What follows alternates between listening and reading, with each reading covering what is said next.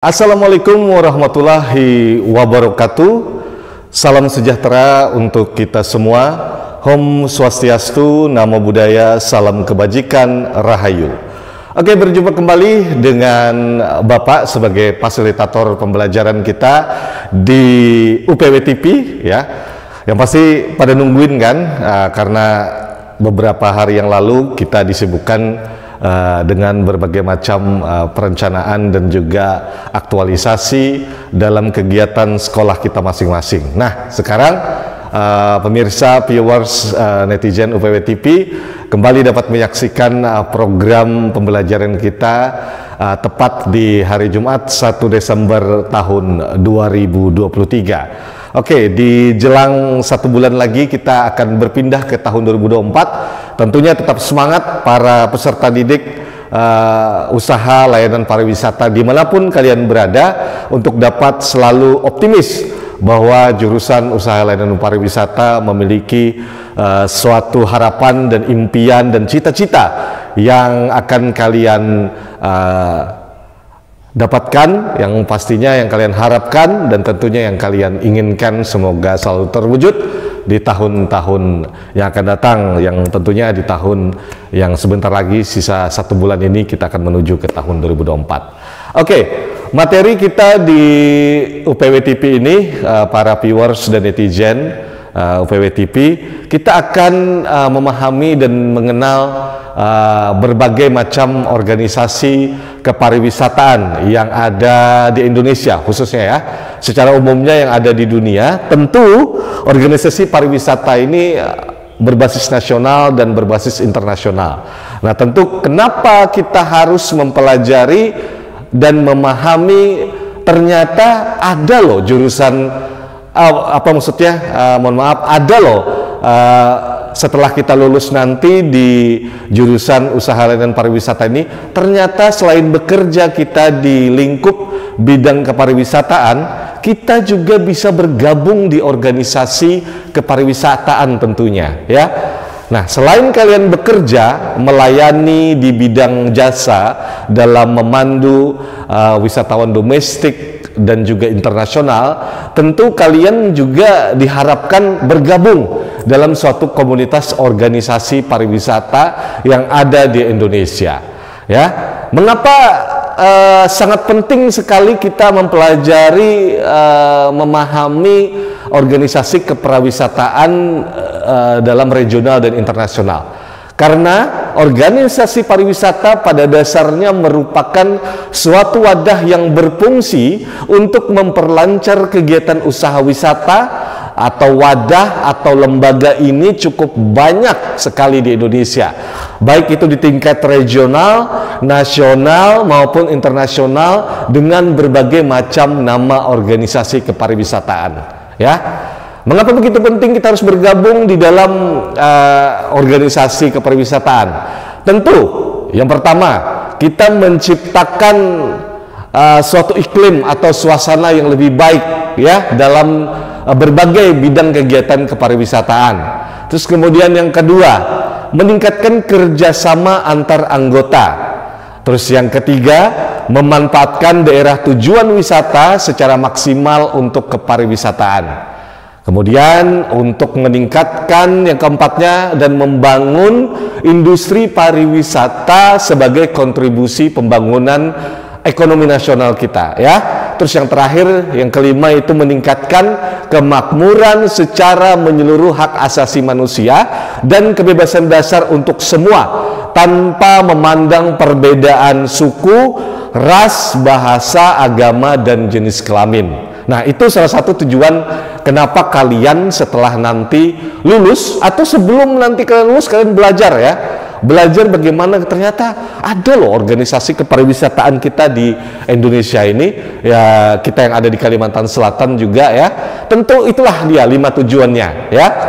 Dan kemudian mengapa, apa sih sebenarnya pertanyaannya, apa sih fungsi organisasi kepariwisataan apabila kalian bergabung? Wah, banyak sekali fungsi organisasinya ya. Dalam bukunya Geography of Tourism, yang pastinya fungsi organisasi kepariwisataan adalah melakukan Yang pertama itu ya, melakukan penelitian aspek-aspek yang secara berhubungan dengan kegiatan-kegiatan kepariwisataan secara kontinu. Oh, mohon maaf nih agak belepotan ya, karena terlalu apa ya, kemarin mungkin agak disibukkan dengan berbagai macam mengisi rapot, kemudian melakukan PAS ya kan, dan juga mohon maaf Bapak ya. Nah, jadi agak gejelibat karena mungkin terlalu lama nggak di depan kamera, jadi agak deg-degan juga nih karena viewers dan netizen pada nanya ya. Oke, Bapak ulangi ya.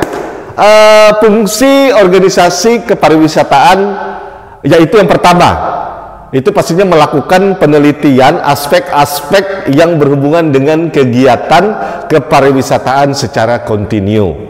Kemudian yang kedua, memberikan pengertian dan menyebarluaskan arti penting pariwisata sebagai sebuah industri ya. Yang ketiga, kemudian memberikan informasi dan melakukan kegiatan pariwisata baik itu di dalam negeri maupun di luar negeri.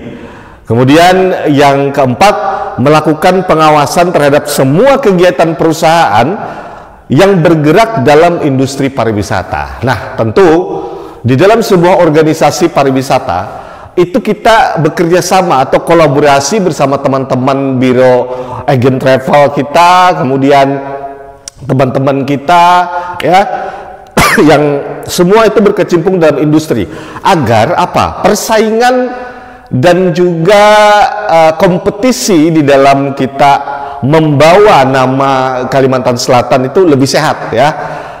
Memang persaingan itu penting ya, karena kompetitor itu penting, juga apa namanya, sebuah pasar dari sebuah industri pariwisata adanya bertumbuh dengan berbagai macam organisasi pariwisata itu dapat mempengaruhi bahwa kita ingin memberikan yang terbaik ya dengan organisasi pariwisata ya. Mengapa keberadaan organisasi pariwisata itu sangat penting? Yaitu tadi sebagai salah satu kita wadah ya untuk berfungsi untuk memperlancar kegiatan usaha wisata ya.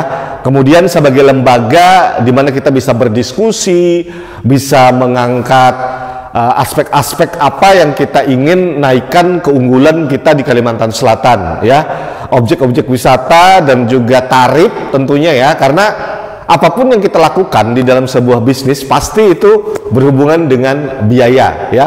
Tentu persaingan atau kompetisi secara sehat dalam mendorong mendapatkan suatu keuntungan dalam industri pariwisata ini tentu itu menjadi tujuan utama. Tapi di samping itu jangan juga menjadi sebuah persaingan yang tidak sehat. Nah, itu makanya pentingnya sebuah organisasi agar sebagai jembatan kita untuk berkolaborasi dengan berbagai pihak stakeholder seperti pihak legislatif ya, Dewan Perwakilan Rakyat. Nah, kita bisa berdiskusi membentuk ataupun mengusulkan suatu peraturan daerah, atau kalau di tingkat pusatnya undang-undang ya.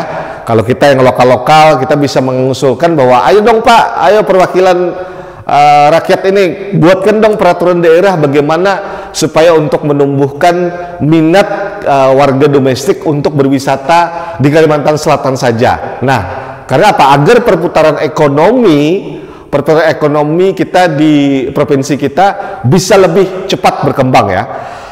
Tentu keberadaan apa namanya industri pariwisata itu pasti akan berdampak terhadap ekonomi di sekitarnya, baik itu perusahaan ataupun usaha besar hingga ke usaha kecil menengah. Tentu akan memiliki suatu multiplier effect ataupun suatu apa namanya tujuan bersama, sejahtera bersama. Nah, itu ya secara garis besarnya ya. Nah, jadi dengan organisasi kepariwisataan nasional ini tentu kita akan dapat mempertanggungjawabkan suatu hasanah ataupun suatu gambaran wilayah kita ya, provinsi kita dengan keberadaan organisasi. Dengan memakai organisasi, kita tentu ada kebanggaan yang akan membuat kita mengharumkan nama provinsi kita masing-masing ya, tentu yang ada juga di provinsi Kalimantan Selatan. Nah, tentu adapun macam-macam organisasi kepariwisataan nasional, yaitu yang secara umum, secara organisasi besarnya itu adalah Association of Indonesian Tour and Travel Agency atau yang biasa disingkat ASITA. Nah, ASITA ini adalah satu organisasi besar, organisasi pariwisata besar, mungkin yang pertama ya di Indonesia, merupakan organisasi yang beranggotakan para pengusaha, biro perjalanan, dan agen perjalanan yang bertujuan membangun citra pariwisata Indonesia menjadi penengah antara para pengusaha travel dan pihak-pihak lain. Nah, kenapa kita harus bergabung ke salah satu organisasi seperti organisasi besar ini, ASITA? Karena itu, ya itu tadi, tidak mungkin dong terpencar-pencar. Penting sekali kenapa kita harus masuk ke organisasi, yaitu untuk tujuannya membuka jaringan kita lebih luas ya, dan juga menjalin kerjasama dan persahabatan antar pengusaha dan agen perjalanan. Agar apa? Agar kondusivitas dan juga mendapatkan ekonomi dan kesejahteraan bersama. Itu fungsi dari salah satu organisasi yang tujuannya itu tadi ya, ekonomi ya. Oke, itu tadi ASITA ya. Itu kemudian ada lagi organisasi selain ASITA ya. Jadi organisasi biro travel dan juga pengusaha travel dan agen perjalanan itu pasti tidak lepas dan tidak jauh dari organisasi lainnya, organisasi akomodasi seperti Perhimpunan Hotel dan Restoran Indonesia atau disingkat PHRI. Nah, ini kalian pasti sering dengar kan? PHRI itu adalah Persatuan Hotel dan Restoran Indonesia, itu salah satu organisasi terbesar juga di Indonesia, di mana PHRI merupakan organisasi perusahaan yang beranggotakan pengusaha hotel, restoran, jasa pangan, jasa boga, dan lembaga pendidikan pariwisata yang berorientasi pada pembangunan dan peningkatan kepariwisataan. Nah, itu mengapa PHRI dan ASITA itu harus menjadi kolaborasi yang cukup baik ya, karena ketika kita membawa wisatawan domestik maupun internasional, ya pasti nginap dong, ya kan, yang pasti makan dong, ya kan, yang pasti perlu entertainment dong. Nah, itu dia. Jadi kita berteman ya, berkolaborasi, bersahabat dengan teman-teman organisasi kita di PHRI dan juga ASITA. Nah, kemudian ada lagi satu organisasi terbesar lagi di Indonesia ya, itu adalah Himpunan Penulis Pariwisata ya. Itu juga salah satu, nah seperti ini juga mungkin merupakan organisasi untuk menghimpun para penulis pariwisata serta meningkatkan kepariwisataan di Indonesia ya. Nah, itu juga ada himpunannya ya, menulis, nge-YouTube seperti ini gitu ya, nge-vlog. Nah, itu mungkin ayo kita bergabung di Himpunan Penulis Pariwisata ya. Kalau bisa ditambahin ya organisasinya nanti Himpunan Penulis dan YouTuber, vlogger dan sebagainya pariwisata ya. Mudahan itu nanti ada organisasinya atau kita bentuk nanti sendiri ya. Oke, kemudian ada juga Himpunan Pemandu Pariwisata atau HPI ya, Himpunan Pramuwisata, itu salah satu organisasi terbesar juga di Indonesia. Nah, tentu dengan organisasi-organisasi besar ini kalian usahakan ya bisa nanti setelah lulus nanti kalian bisa menjadi anggota ya, bisa menjadi anggota dari sebuah organisasi yang mana kalau kita bagi itu organisasi ini ada dua, yaitu Governance Tourist Office ya. Seperti kategorinya ada Governance Tourist Office, itu adalah organisasi kepariwisataan yang dibentuk oleh pemerintah sebagai suatu badan yang diberi sebuah tanggung jawab mengenai pengembangan dan pembinaan kepariwisataan pada umumnya, baik pada tingkat nasional, regional, lokal ya. Seperti contohnya itu Direktorat Kepariwisataan atau Kementerian Pariwisata, dan yang paling di provinsinya itu kabupaten kota itu Dinas Pariwisata Kalsel kabupaten dan kota ya, yang ada di Kalimantan Selatan. Kemudian ada juga kategorinya Private Tourist Office. Nah, itu tadi adalah salah satu organisasi kepariwisataan yang merupakan asosiasi macam kelompok perusahaan yang merupakan partner rekanan pada Governance Tourist Office ya. Jadi Dinas Pariwisata provinsi, kabupaten dan kota itu berkolaborasi dengan private tourist office ya, yang itu tadi yang Bapak sebutkan, ada Asita, ada PHRI, ada HPI, Himpunan Pramu Wisata atau Pemandu Pariwisata, kemudian ada Himpunan Penulis Pariwisata ya, dan kemudian juga ada himpunan pelaku-pelaku pariwisata lainnya yang terus berkembang di Indonesia ya secara luas. Nah, kalau kita pengen tahu fungsi dan tugas organisasi kepariwisataan ya, Bapak ulang lagi.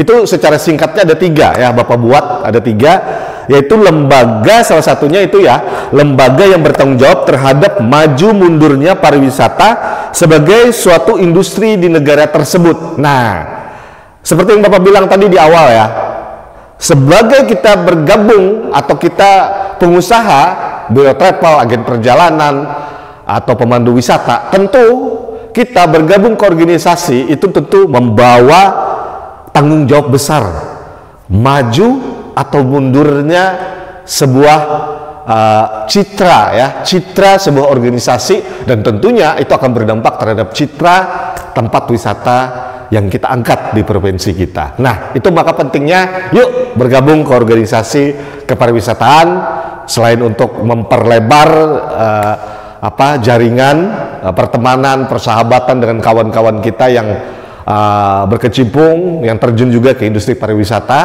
Tentu organisasi itu akan membentuk karakter kita menjadi seorang leadership, pemimpin, dan juga menjadi sesuatu yang bisa mampu beradaptasi dalam lingkungan sosial yang berbeda ya. Kita berbagai macam pola pikir yang berbeda, kemudian perbedaan pendapat, itu dinamika dalam organisasi, tidak jadi masalah ya. Tapi tujuannya adalah maju mundurnya sebuah prospek kunjungan pariwisata itu pasti akan ditentukan dari sebuah perjalanan, dari sebuah organisasi yang ada di daerah tersebut. Nah, kemudian yang kedua, lembaga yang bertanggung jawab tentang perencanaan. Nah, tentu dong kita harus merencanakan, kemudian pengembangan. Nah, kita kembangkan, kemudian pembinaan dan promosi kepariwisataan, baik yang lingkup lokal, ruang lingkup nasional maupun internasional ya. Nah, itu tadi perencanaan, pengembangan, pembinaan, dan promosi. Nah, kolaboratif dengan versi lokal, nasional, dan internasional. Nah, tentu dengan organisasi kita akan lebih luas ya cakupannya. Kita akan lebih luas dalam mengusulkan program-program kerjasama dengan government tourist office ya. Kalau kita di tingkat lokal itu dinas pariwisata ya, kita usulkan bagaimana maju dan mundurnya kepariwisataan kita di Kalimantan Selatan. Kita bisa usul, kita bisa berdiskusi ya, berdebat secara ilmiah, dan juga mengajukan suatu perencanaan, dan juga bagaimana kita bisa membina kelompok-kelompok yang peduli terhadap pariwisata ya. Kemudian tentunya bisa harapannya omset secara besar kunjungan wisatawan domestik dari saudara kita yang ada provinsi lain bisa datang ke Kalimantan Selatan. Kemudian yang dari luar negeri bisa dari Kalimantan Selatan. Tentu omset akan mengembangkan multiplier effect yang akan memberikan dampak ekonomi yang sangat besar ya. Itu dan sebuah tanggung jawab kita sebagai yang bergabung di organisasi. Nah, ketiga, yang terakhir, tentunya bertanggung jawab untuk mengadakan penelitian, memperbaiki produk, dan mengembangkan produk baru sesuai dengan ketentuan. Nah, tentu kita pula harus bertanggung jawab ya. Kita harus lakukan sebuah penelitian, kita lakukan sebuah perbaikan suatu produk jasa, kita kembangkan produk baru sesuai dengan ketentuan atau peraturan yang berlaku di provinsi kita masing-masing. Nah, itulah 3 aspek fungsi dan tugas organisasi kepariwisataan yang tentu pokoknya kita lebih banyak diuntungkan deh kalau kita bergabung dalam sebuah organisasi. Kita banyak akan mengikuti program-program kerjasama partner dengan pemerintah seperti seminar, lokakarya, habis itu pameran ya kan. Kemudian kita bisa juga mendapatkan pelatihan-pelatihan secara langsung, mungkin beasiswa untuk kita bisa mengembangkan akademis kita lebih baik lagi ya, ketika kita mencapai suatu kegiatan yang bersifat akademik ya. Jadi harapannya tentu kalian selain mengembangkan secara ilmiah dan akademik kalian juga harus tingkatkan juga ya prestasi kalian yang tadi bergabung, salah satunya menulis ya kan, dengan berbagai macam media sosial kalian ya kan, menulis, membuat presentasi secara visual seperti ini ya kan, di YouTube sebagai vlogger. Nah, kalian terus tingkatkan potensi-potensi kalian untuk bisa mengembangkan diri ya, agar kalian ketika terjun ke industri pariwisata kalian sudah paket komplit nih ya. Itu baru mantap ya kan. Oke, kita secara umum ya mengetahui organisasi tadi di Indonesia. Secara internasionalnya bagaimana Pak? Oh ya, secara internasional yang Bapak catat, yang Bapak tuliskan itu ada 3 ya yang Bapak ketahui, baik kita riset ya. Ada 3, itu organisasi kepariwisataan internasional, yaitu Universal Federation of Travel Agent Association atau UFTA. Nah, UFTA ini merupakan organisasi dari perhimpunan biro-biro perjalanan yang bertujuan untuk memberikan perlindungan, memberikan bantuan moral, material, keahlian dan teknik kepada biro-biro perjalanan agar dapat memperoleh kedudukan yang layak di kalangan industri pariwisata. Nah, tentu kalau kita bisa bergabung ke organisasi pariwisata internasional, hebat, mantap, ya kan? Nah, kemudian yang kedua, ada lagi World Tourism Organization atau WTO. Nah, WTO ini merupakan organisasi pariwisata di bawah naungan Perserikatan Bangsa-Bangsa sebagai badan intergovernment dan menangani isu-isu kepariwisataan global dan provinsi. Berat ini, berat ya. World Tourism Organization, WTO. Wah, kalau udah dapat kartu anggota ini mantap lagi ya. Oke, yang ketiga yang Bapak catat, World Travel Tourism Council atau disingkat WTTC. WTTC itu merupakan koalisi global yang bertujuan bekerjasama dengan pemerintah untuk membuat strategi pengembangan ekonomi dan diprioritaskan kepada penciptaan sumber daya manusia di bidang pariwisata ya. Nah, itu tadi 3 organisasi kepariwisataan internasional yang besar ya, yang mungkin tertua ya, organisasi pertama ya. Yaitu tadi Universal Federation of Travel Agent Association atau UFTA, kemudian World Tourism Organization atau WTO, kemudian World Travel and Tourism Council atau WTTC. Nah, 3 organisasi besar di dunia ini ya luar biasa ya. Apalagi tadi di bawah salah satunya naungan Perserikatan Bangsa-Bangsa PBB. Wah, Bapak pun berkeinginan juga bisa menjadi anggota daripada World Tourism Organization ini ya.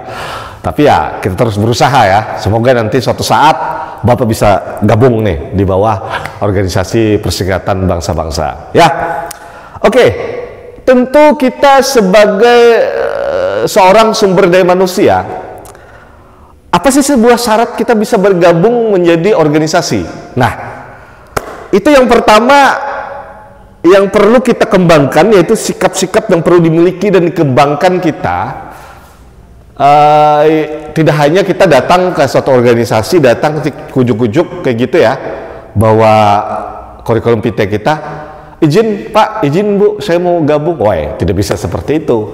Kalian yang pastinya itu yang pertama Bapak catat ya, kalian harus memiliki sikap terhadap diri sendiri, kemudian sikap terhadap orang lain, kemudian sikap terhadap bidang pariwisata. Ada 3 hal sikap-sikap yang perlu kalian miliki sebelum kalian bergabung dan memahami pentingnya sebuah organisasi atau bergabung ke organisasi pariwisata. Kalian yakinkan diri kalian, kalian punya sikap terhadap diri sendiri nih. Kalian serius ingin bergabung? Yakinkan dulu diri kalian, bergabung serius. Kemudian yang kedua, sikap terhadap orang lain. Apakah kalian bisa mau bekerja sama berkolaborasi, dan mau bekerjasama dalam tim. Nah, itu juga kalian harus menjadi evaluasi kalian ya. Kemudian sikap terhadap bidang pariwisata, minimal banget kalian mencintai dunia pariwisata ya, memahami dunia pariwisata secara umum ya. Yang pastinya dengan kalian memahami sikap kalian memiliki pemahaman terhadap bidang pariwisata, tentu yang pasti hobi jalan-jalan ya kan, hobi yang pastinya imajiner kalian harus digali terus ya. Kalian suka jalan-jalan kemana? Nah, itu salah satu juga sikap terhadap minat kalian terhadap bidang pariwisata. Tapi kalian kembangkan ke arah yang lebih profesional ya, dan tentunya serius belajar. Oke? Kemudian Bapak catat juga keterampilan juga yang harus dimiliki dan dikembangkan oleh seorang taruna pariwisata, yaitu yang pertama human relation skill ya, kemampuan kalian bagaimana human ya, relasi kalian sebagai manusia, kalian bisa bergabung ataupun beradaptasi dengan lingkungan sosial yang berbeda. Nah, tentu kita di dunia ini tidak ada yang semuanya sama, pasti berbeda ya kan. Ada suku, ras, agama, kemudian hobi, cita-cita, ya kan? Kemudian dengan mimpi dan tujuan yang berbeda, ya. Tentu itu kalian harus bisa memiliki sikap mampu beradaptasi dan mampu memahami kalian sebagai insan manusia, ya. Kemudian social skills. Nah, social skills salah satunya tadi kurang lebih sebagai human relation skill. Bagaimana kalian bisa bersosial dengan masyarakat, baik di masyarakat menengah ke atas, menengah tengah-tengah, dan juga menengah ke bawah. Kalian bersikap bagaimana cara kalian. Nah, ini kita syukurnya di Indonesia ini. Di Indonesia kita memiliki kultur budaya Indonesia yang sangat kalau kita kembali ke agama itu akhlak, beradab, penuh tegang rasa, toleransi, dan juga kebekerjaan atau gotong royongnya kuat sekali ya di Indonesia ini, kental ya, tanpa membedakan siapapun Anda ya. Itu Indonesia, makanya kenapa Indonesia menjadi salah satu yang kayak itu yang tidak dimiliki oleh negara-negara lain. Jadi kita ini disatukan, Indonesia ini disatukan dari berbagai perbedaan kultur budaya, tapi itulah Indonesia dengan berbagai keunikan dan juga dengan berbagai adat istiadat budaya yang berbeda. Tentu ini mengapa orang wisatawan domestik itu pengen banget selalu datang ke Indonesia, karena tidak ada mereka bisa temukan selain di Indonesia ya. Itulah makanya kita bangga, harus kita jaga sila kita yang ketiga, persatuan Indonesia ya. Berbeda, Bhinneka Tunggal Ika, berbeda-beda tapi tetap satu juga ya. Kita bersama membangun Indonesia, tentunya membangun pariwisata kita yang lebih baik dan good ya kan, yang lebih jos ya kan, yang lebih unggul, supaya ekonomi kita Indonesia semakin terus meningkat. Oke. Kemudian teknik skill, kemudian behavior skill atau perilaku kita ya, itu tadi Bapak bilang kita harus mempunyai sikap yang bisa larinya itu kita bagaimana bisa ya tadi beradaptasi ya. Behavior itu satu sikap perilaku dengan kita mampu membawa suatu diri kita, atau secara sederhana kayak gini ya, di mana langit dijunjung, di situ di bumi dipijak. Kebalik ya, di mana bumi dipijak, di situ langit dijunjung ya. Oke. Nah, itu tadi bagaimana kita mampu ketika keterampilan seperti tadi, human relation skill, kemudian social skill, kemudian technical skill, behavior skill. Nah, tujuan dari sebuah keterampilan tersebut itu akan berdampak terhadap capaian kepuasan konsumen atau tamu yang kita bawa. Nah, ketika kita mampu membawa suatu perubahan terhadap sebuah wilayah atau tempat yang sebelumnya itu bukan tempat objek wisata, tapi dengan kita bergabung ke organisasi pariwisata, kita bisa melakukan membentuk komunitas-komunitas peduli pariwisata. Lambat laun masyarakat yang ada di sekitar tersebut bisa terbuka secara global bahwa oh iya, ternyata ada peningkatan. Nah, itu maka pentingnya kita masuk bergabung di dalam organisasi ya. Tentu harapannya yang pasti sesuai dengan rumah lingkup dari sebuah organisasi besar di Indonesia ini, yaitu adalah Kementerian Pariwisata dan Ekonomi Kreatif ya, yang ada di Jakarta sana ya. Semoga suatu hari atau suatu saat Bapak juga bisa berkunjung ke Gedung Sabta Pesona di Kementerian Pariwisata dan Ekonomi Kreatif ya. Itu adalah rumah besar kita, rumah besar yang menaungi organisasi-organisasi kepariwisataan lainnya. Oke, sepertinya inilah materi gambaran umum pembelajaran kita dalam kepariwisataan. Dalam hal ini konteksnya itu memahami organisasi kepariwisataan nasional, regional, dan internasional. Nah, semoga harapan ke depan kalian setelah lulus jadi